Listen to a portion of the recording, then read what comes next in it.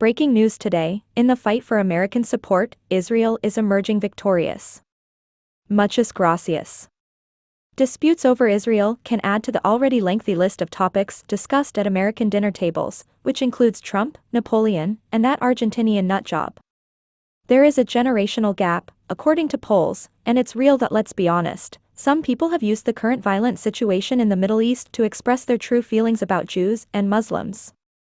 A strange man named Stuart Seldowitz was caught on camera in New York City approaching a halal vendor and spitting out every Islamophobic cliché that came to mind.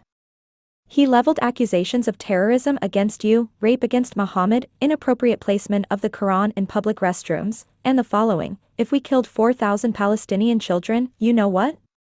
It fell short. Seldowitz is in police custody.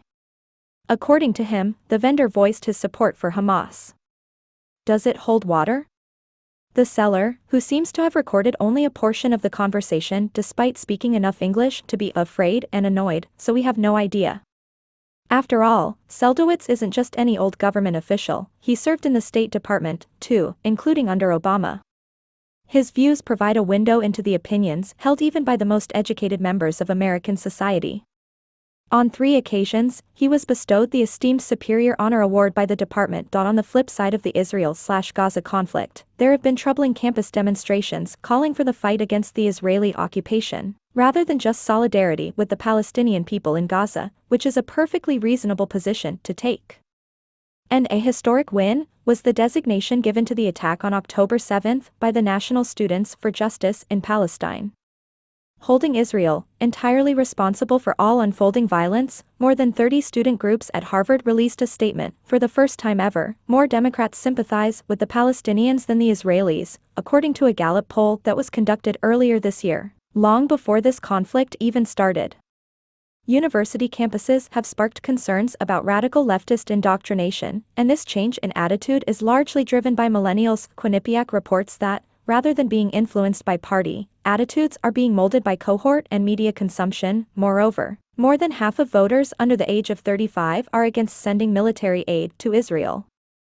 Following the discovery that some TikTok users had shared Osama bin Laden's now infamous letter to America that defended the 9/11 attacks by citing US/Israeli imperialism, a moral panic ensued. Would it be possible for terrorists pretending to be freedom fighters to prey on citizens younger than a certain age, who do not remember the Twin Towers? I highly doubt it.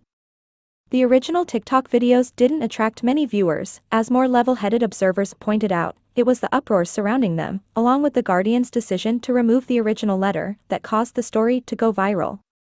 The classic Streisand effect states that the greatest approach to get people interested in a topic is to stop talking about it. The pro-Israeli consensus is still strong, and one could even say it's an elite position, when looking at the big picture of American institutional power in the 21st century. Despite widespread support for a ceasefire among voters, as shown by Ipsos, only about 40 members of Congress have actually demanded one. Bernie Sanders supports only a humanitarian pause, and Democratic leaders have separated themselves from extreme protests, alienating the small group of U.S. socialists. Donor strikes have been in response to student protests, prompting colleges to make elucidating remarks and pledge to combat anti-Semitism on campus, which, according to dissident scholars, constitutes a violation of their right to free speech. Hollywood, which once boasted about championing progressive causes ahead of their time, has now joined the rest of society in ignoring social injustice.